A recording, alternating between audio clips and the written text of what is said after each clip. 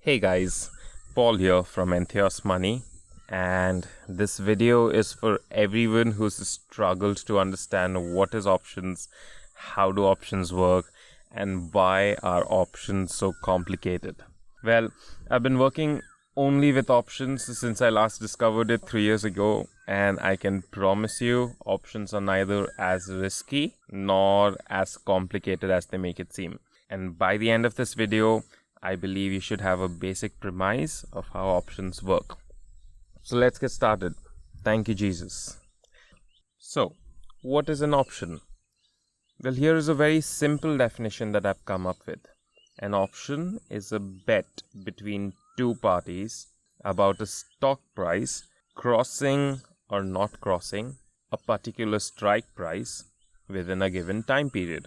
Again, an option is a bet between two parties about the stock price crossing or not crossing a particular strike price within a given time period. That is all that there is to it. Pause this, read it again. If you do not understand something, please go down and post it in the comments so that I can understand what should I explain better and also what topics to cover next. So let's break this definition into parts and understand them individually.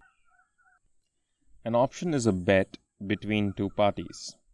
So if you're a party who places the bet, you pay the premium, you're an option buyer. If you're a party that accepts the bet, you receive the premium, then you're an option seller. The option buyer profits when the price of the underlying or the price of the stock moves towards his strike price.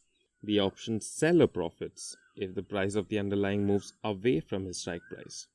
What does this mean? Well, let's say Reliance is at 1700 at the moment, and you have placed a bet that is bought an option that Reliance would cross 1760 by the end of this month. Well, if Reliance crosses 1760 by the end of this month, you would profit. Simultaneously, if you had accepted that bet, that is, you were the option seller or you had sold the option, you would profit if Reliance didn't cross 1760 by the end of this month.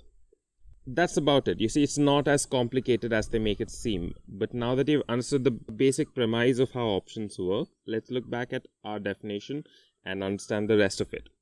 An option is a bet between two parties. Got that. About a stock price crossing, not crossing a particular strike price within a given time period.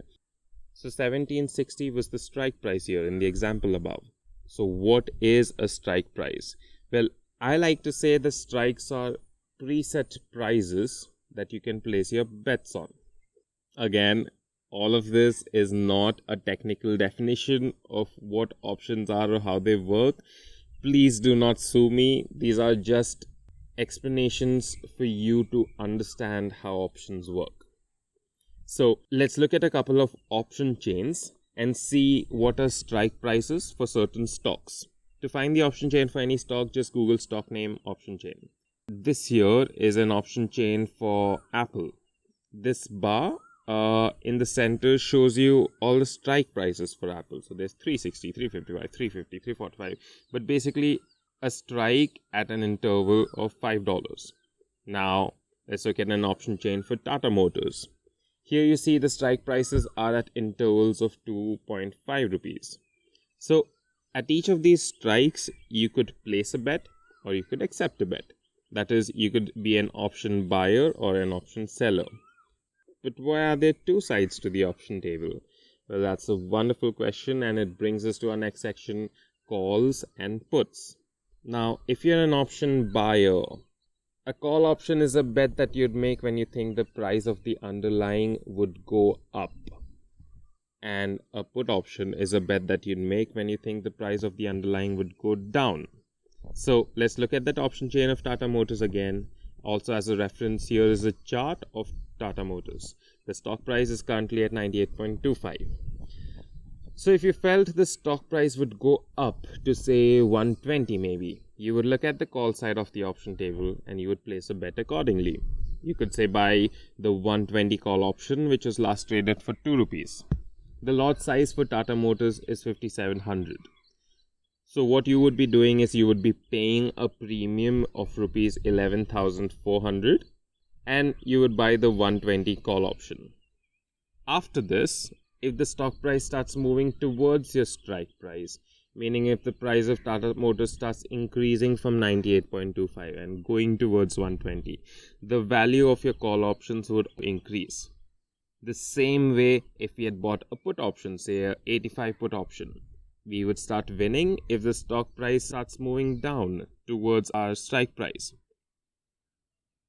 But there is more to this that defines your profit and loss, which I shall explain in consecutive videos.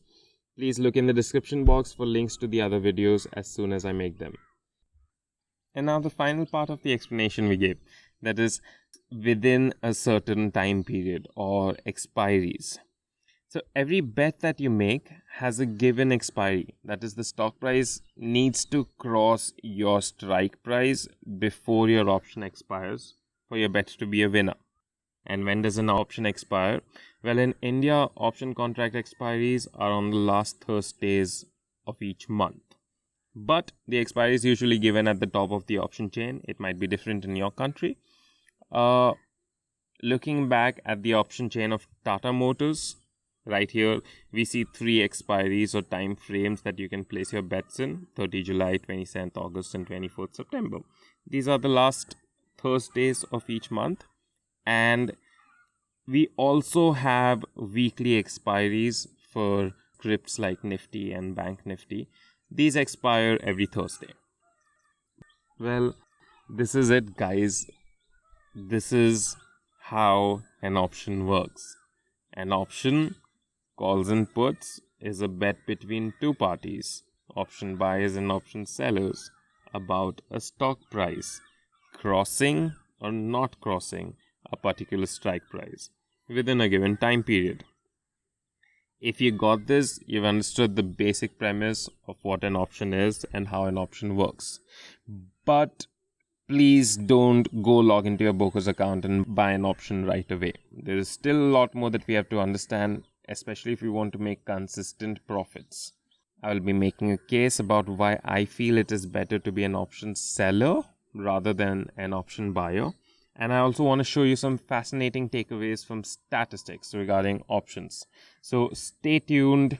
Please ask me questions so I know what to focus on when I'm making these videos.